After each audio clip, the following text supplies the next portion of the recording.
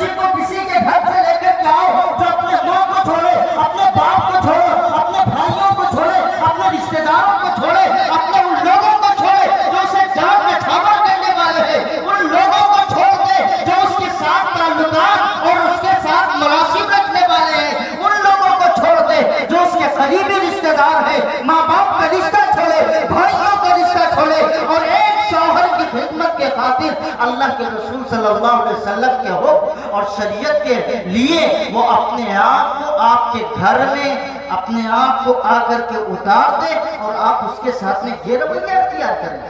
یہ گھر کی بات ہے، اندر کی بات ہے. یہ ہمارے گھروں میں نہیں ہوتا،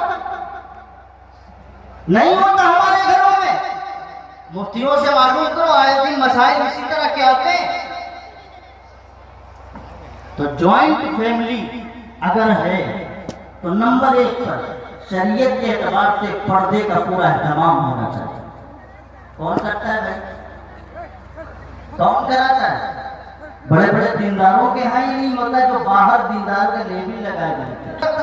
اگر ماں باپ کو اللہ تعالیٰ نے صلاحیت اور قوت دی ہے، دولت دی ہے، اللہ تعالیٰ نے اسباب عطا کیے ہیں، تو ہر لڑکے کے نکاح سے پہلے الگ ان کا مکان بنائے، الگ سسٹم بنائے کہ وہ کھائے پیے آزادی کے ساتھ رہے.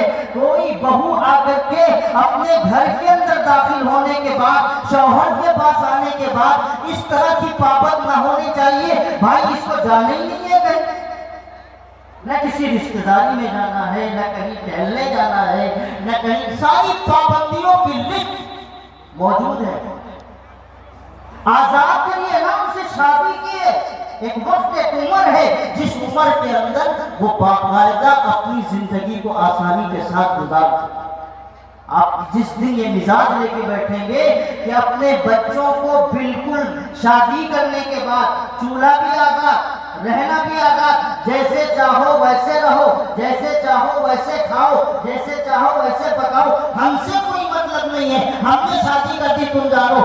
جس دن آپ یہ مزاج لے کر کے اپنے گھروں کے بچوں کی شادیاں کرنے لگیں گے، یہ بچے جن کے لیے تم روتے ہو آ کر کے کہ میرا بیٹا نافرمان ہو گیا، بہو نافرمان ہو گئی، کوئی بیٹا سننے کو تیار نہیں ہے، کوئی بہو کھانا دینے کو تیار نہیں ہے، کوئی پانی دینے کو تیار نہیں ہے. میں نسخہ بتاتا ہوں، آپ اس نسخے پہ عمل کر کے دیکھیے. ہر بہو آ کر کے عزت سے آپ کو پانی پیش کرے گی، آپ کے مرتے دم تک آپ کی خدمت.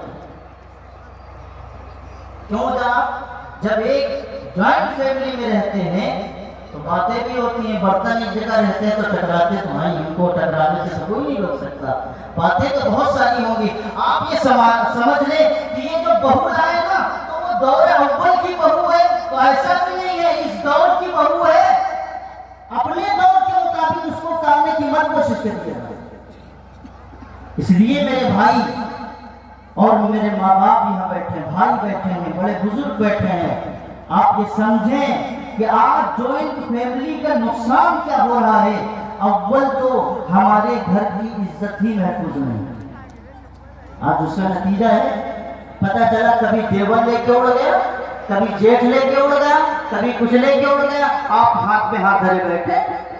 ہے تو جوائنٹ فیملی کا ہی نتیجہ. جب آپ کے یہاں پردے کا نظام نہیں، شریعت جس طرح بات کا تقاضا کرتی ہے اس کا نظام نہیں ہے، تو جو ہو جائے کم ہی ہے. جیٹ لے جائے کم ہی ہے. کبھی کبھی تو یہ ہوتا ہے کہ جی گھر کا داماد تھا وہ لے اڑا. ہمارے پاس مسائل آتے ہیں، مجبوری نہیں کہتا، ہواؤں میں نہیں کہتا. پتہ چلا کہ ہاں سالے کی ہماری زبان میں سالہ لفظ جو ہوتا ہے تو بہت آسانی کے ساتھ سمجھا جا سکتا ہے، لیکن میں آپ سے کہتا ہوں